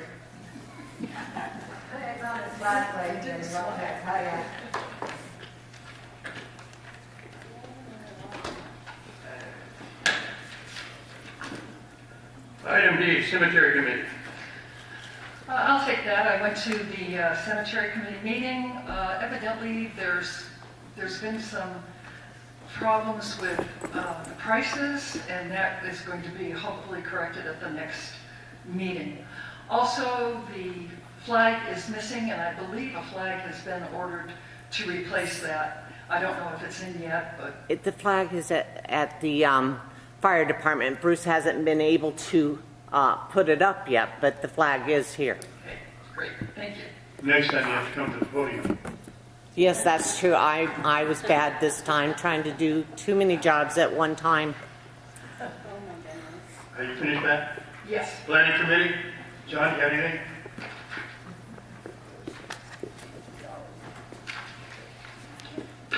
The planning committee has met, and we have finally finished editing through chapter 6. We have drafts for chapters 1, 4, and 5, and we will be going through those, and then we will work on the other chapters, and once we get all 6 chapters completed, then we will be ready to have a workshop for the community to review our work, and for the community to add any comments that they would like to have in the document. And so what we will have to do is determine the number of draft copies that we will print up for the workshop. But other than that, we're moving along. Again, anybody in the community that wants to volunteer to help us on the events, on the planning committee, it would be appreciated if people would volunteer for the empty positions. Thank you. Thanks, John. Senior Center report. Do we have anybody tonight? Have we seen you before?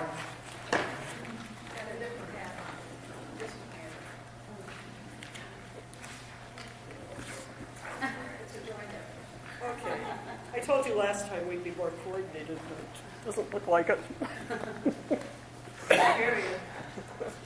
Go ahead, CJ, give the center report, and I'll give the building one, okay? CJ Wismiller, and this time I'm with the Senior Center, site manager, giving the senior report. We served 364 meals in January. We had 258 congregate meals, 72 homebound meals, and we had 34 guest meals, which I don't think we've disclosed before.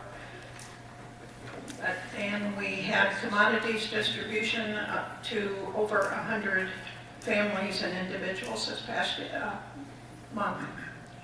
Doing great there. And that is my portion. Thank you. Okay.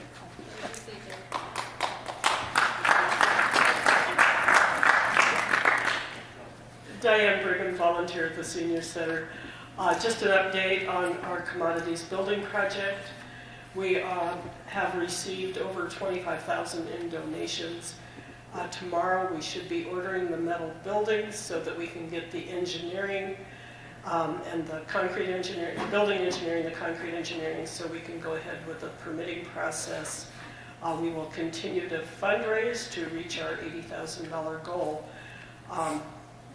This might take a while, but we hope to at least get that basic building up so we have some way that's more efficient to distribute commodities. And I want to thank everybody who's contributed. The community, the businesses have been great.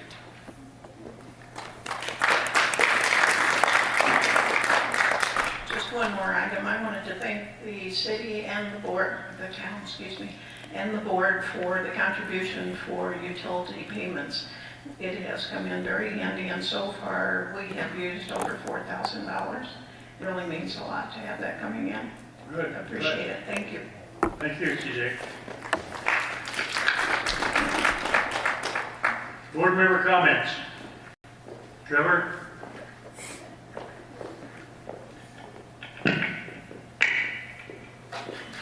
Thanks. As always, I've written myself a script. I'll just read it real fast.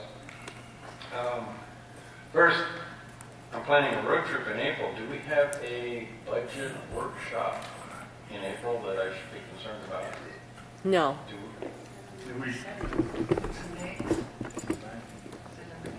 You prepare and submit in April, but I submit in mid-April the first tentative workshop where everyone will review. Thank you. Where everyone will review. That hearing will be mid-May, and then we'll have a final one towards the board meeting, and then we'll be ready for 1 June. That will be pretty much the Yes, that's you. I'm sorry, you're dangerous with the microphone, Trevor. Yes, Ed. So if you're gonna go on your road trip, that should be fine. You shouldn't miss anything. There will not be a hearing before the 15th. Okay, my second question or item is, I'm afraid to squeak. On 13 February, we had a public meeting for capital projects. There was no action taken. I wanted a prioritized list adopted. Since that didn't happen, I want to do over on that capital projects meeting. Hopefully, the next meeting like this will be better attended.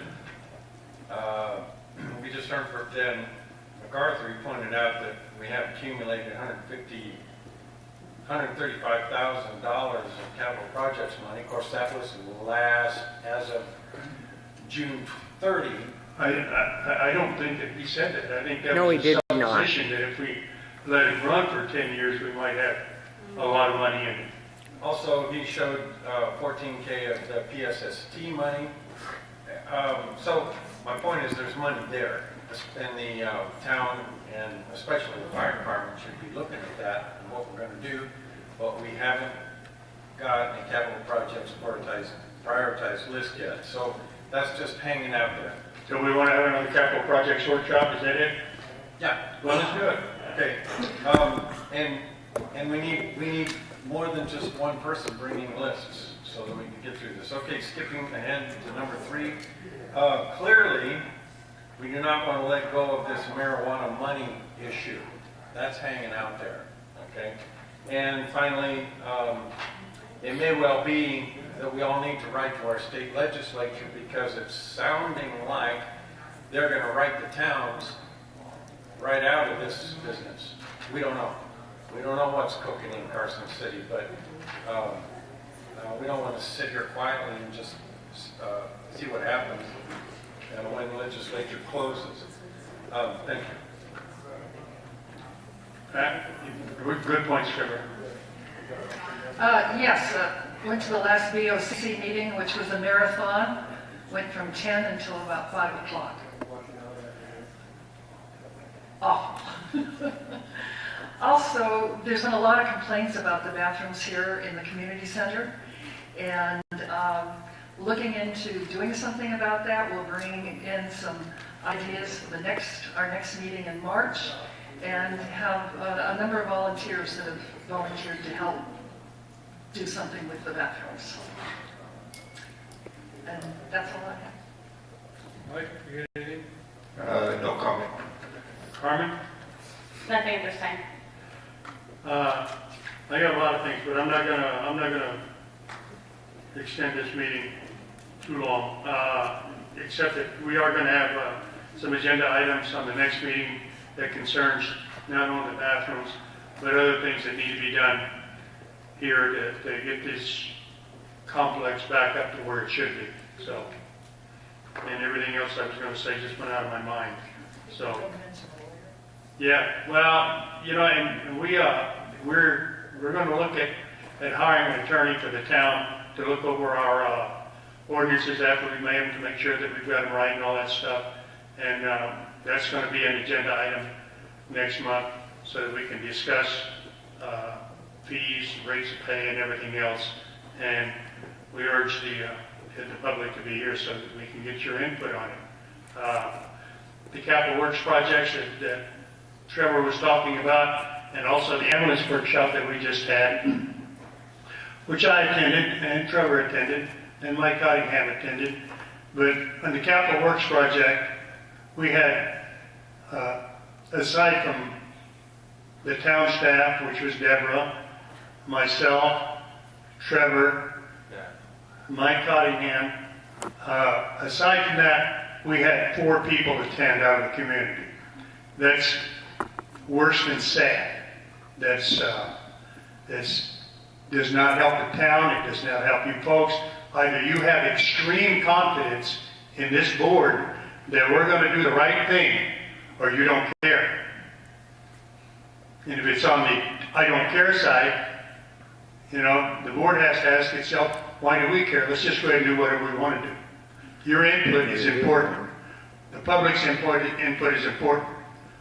Our job is not only to take care of fire departments, to take care of this valley and make sure that we do things right, things that are going to be good for the valley. Without your input, we can't do that, or at least we can't do it effectively.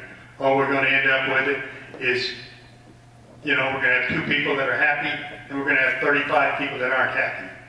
We need people to attend these workshops, and quite frankly, we need volunteers for the town for everything.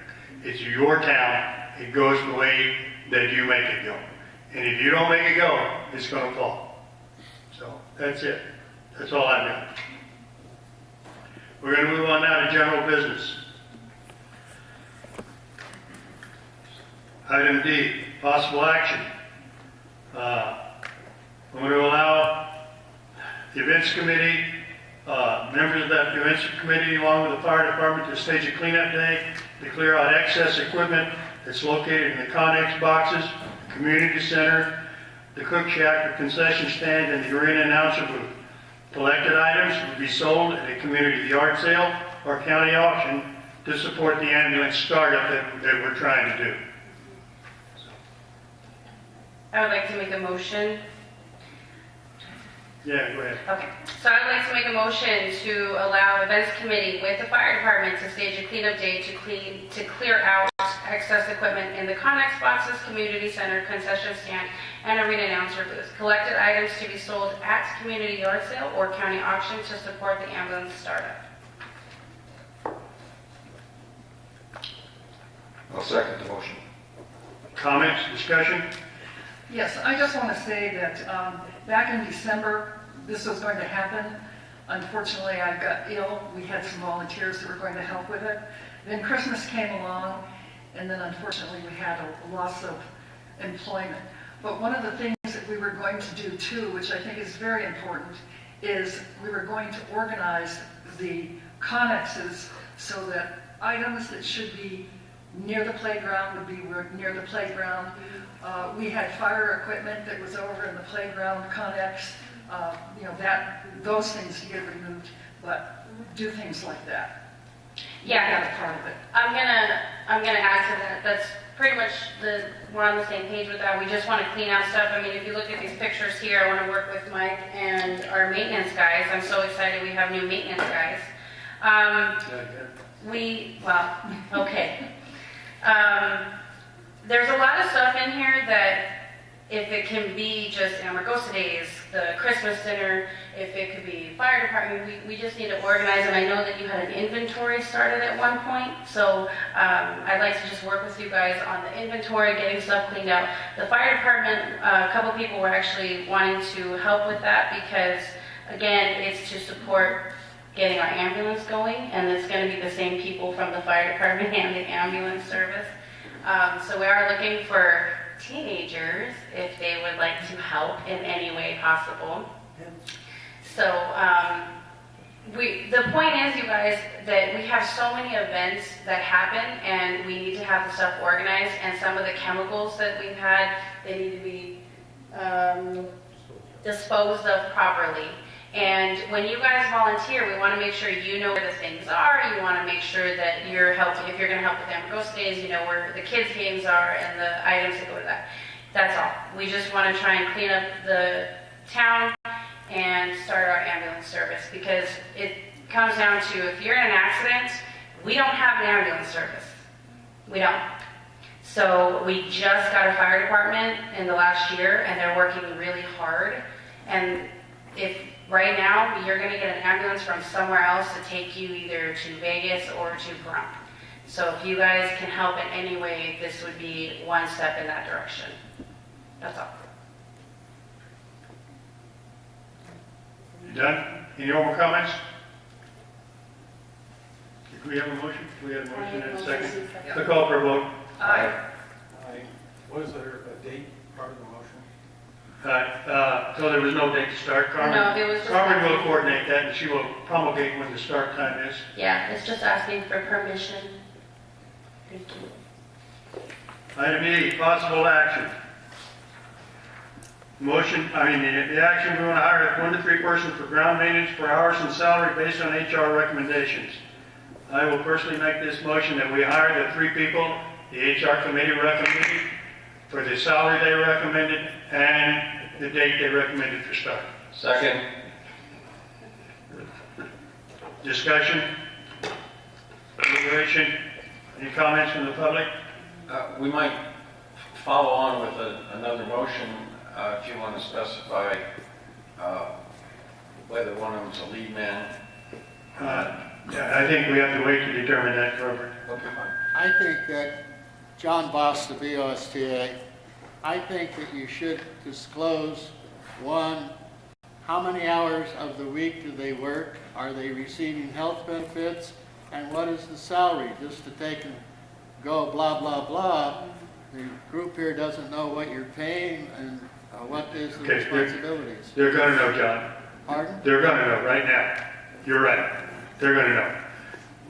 The starting salary is going to be $14 an hour. They're going to work 18 hours a week each. Mike Cottingham is going to be the supervisor. He's going to lay out what they have to do, what their responsibilities are, and he's going to see to it that it's done. Thank you. Comments, discussion?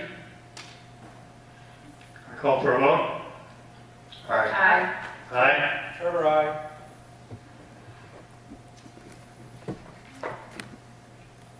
And community questions and concerns.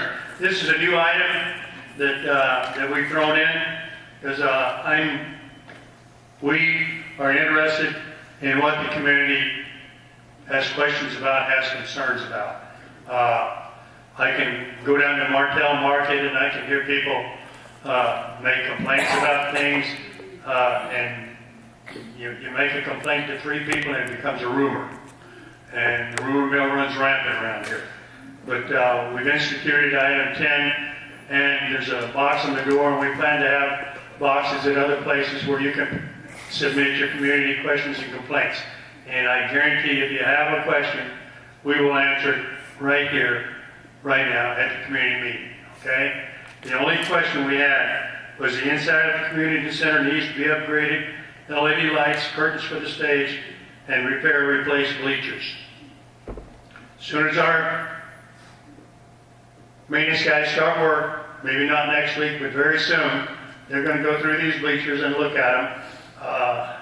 We're at least going to lubricate them and make them operate easier and do what we can to do that. I don't know what the cost for replacing those bleachers are to get nice padded seats, and we're probably not going to do that anyway.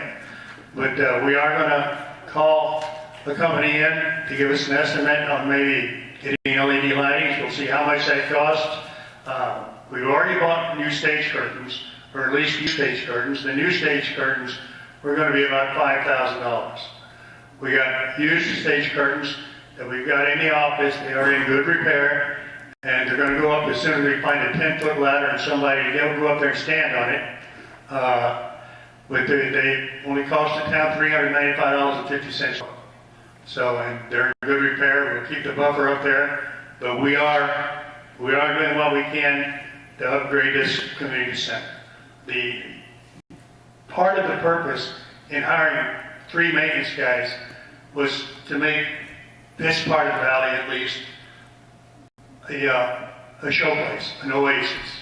I think that when people come in here off of 373 and they come down the road and they see all the desert out there, and then all of a sudden they come to the community center and see they park on the left-hand side, community center on the right-hand side, I think it should just pop.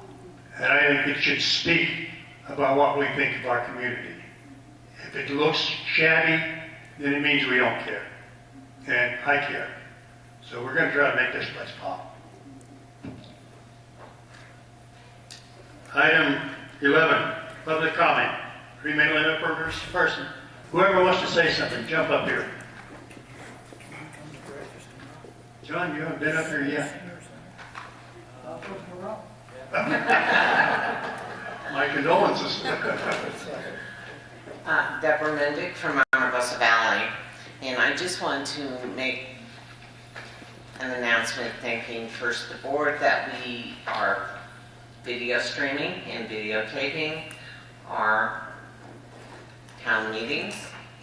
We have over 100 hits on our YouTube videos. So this means that we are reaching the community.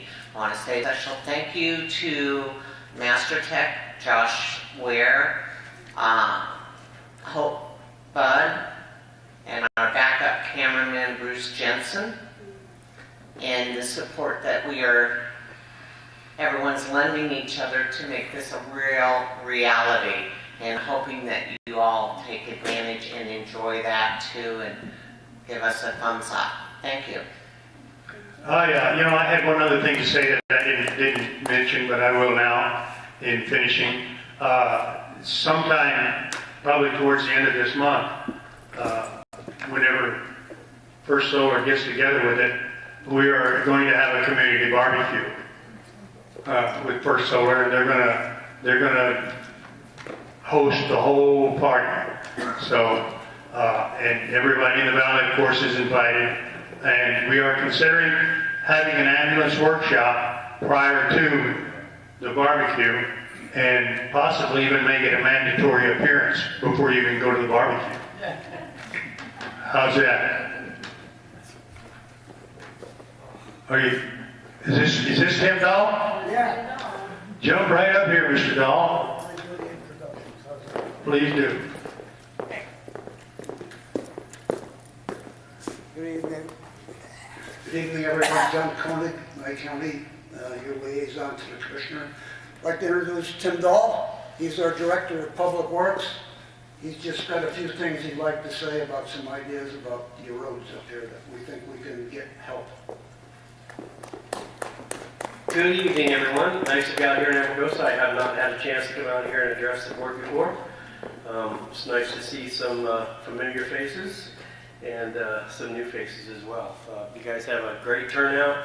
I'm very happy to see what a good turnout you guys have. That's really says a lot for your community involvement. That's awesome. One of the things I'd like to bring to the table is unconventionally, for a guy sitting in my chair, I like to invite public involvement when it comes to helping me to identify places that need attention in our communities. And obviously I can't be everywhere. My road guys can't be everywhere every day. So any help that the community or the board can give me to identify things that need to be fixed and repaired. And I know that's kind of a broad brush. Here comes the rush of suggestions and recommendations, but again, without that, I can't decide or at least prioritize what needs to be done in each of the individual communities in Nye County, of which is 18,000 square miles large. So I think Amargosa is actually the biggest town we have in Nye County in square miles. So again, please feel free to get a hold of me or my staff at any time with any suggestions, any potholes, any priority list that the board wants to come up with. I know I've already had some involvement at the Regional Transportation Commission, which again is welcomed. So please feel free to get a hold of me. Tim, do you still have that space on the website where people can enter information? Yes, we do. Yeah, you go to the, make sure if I get this right, you go to the Nye County website, go to departments, go to Public Works, and then down on the bottom right-hand side, I think, it's got the place where you can enter information. It's been pretty successful. If you put the stuff in there, it does get to them.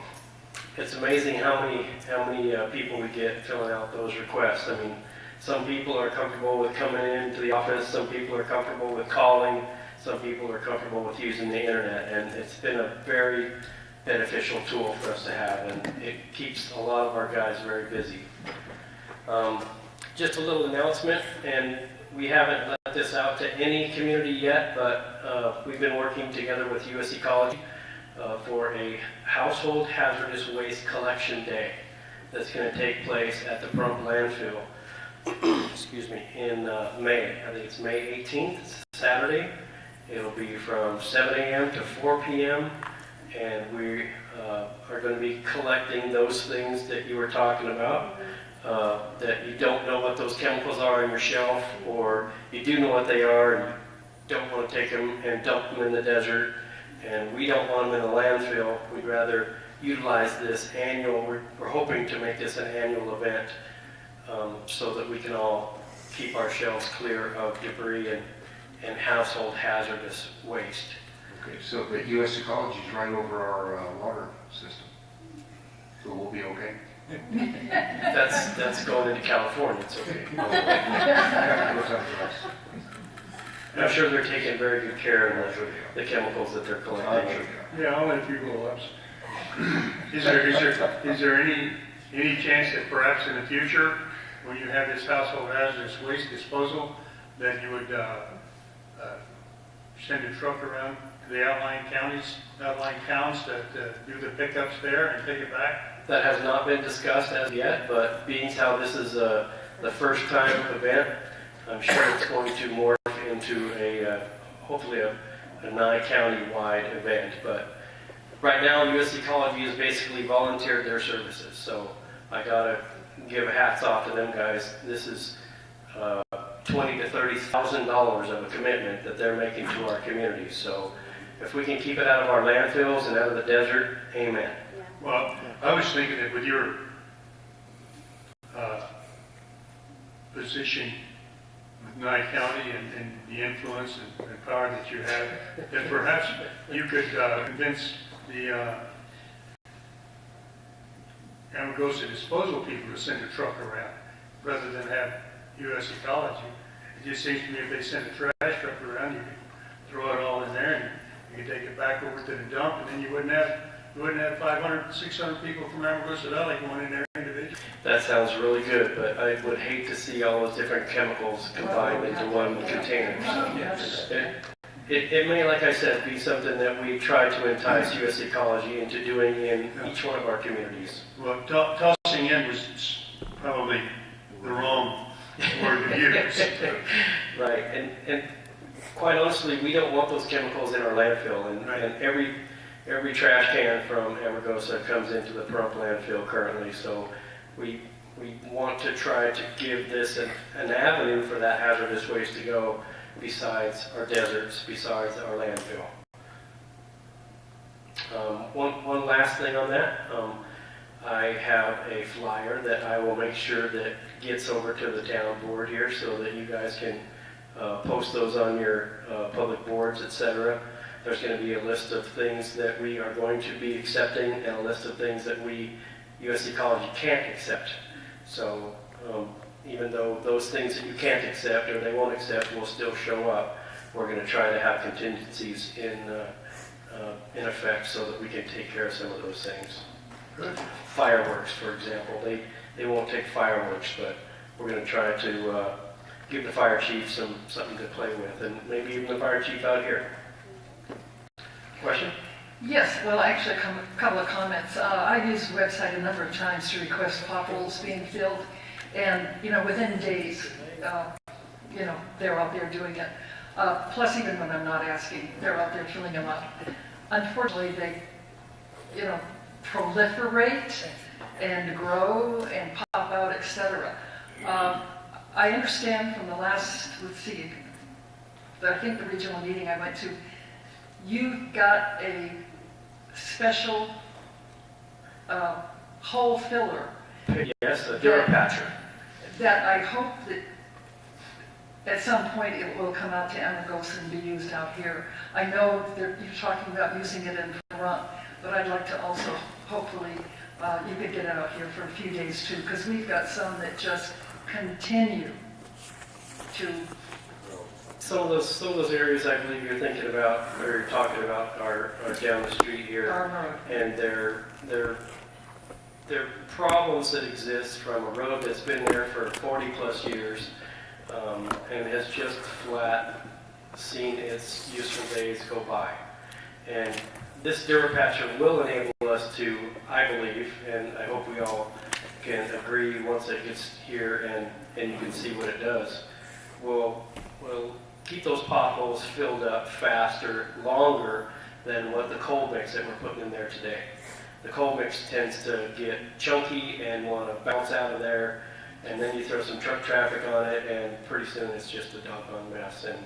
And some of these areas that you're talking about, need more than just this Band-Aid. So there's a certain influential commissioner who shall remain nameless, sitting in the front row, who would like to see us get another one of those Dura patches. I can have one down here and one up north all the time. So they're a $75,000 piece of equipment, and just pennies.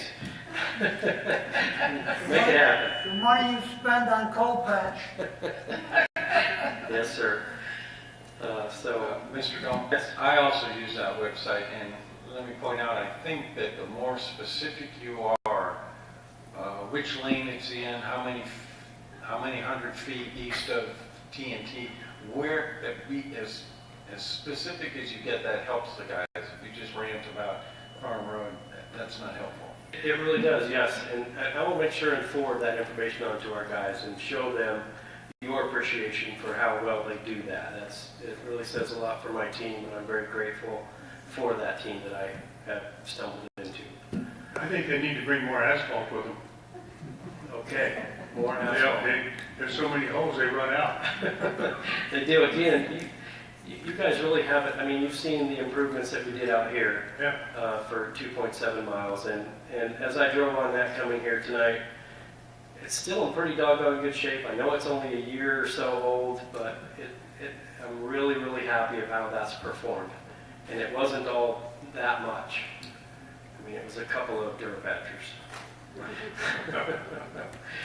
But I'll let our guys know, and yes, that it's very helpful for us to get as much information as we can on there, and even the contact information.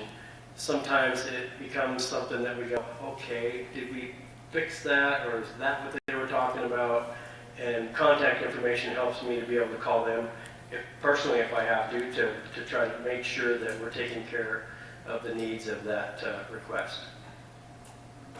So, any questions from the public? Okay, great. Thanks, guys. Thanks, Kevin.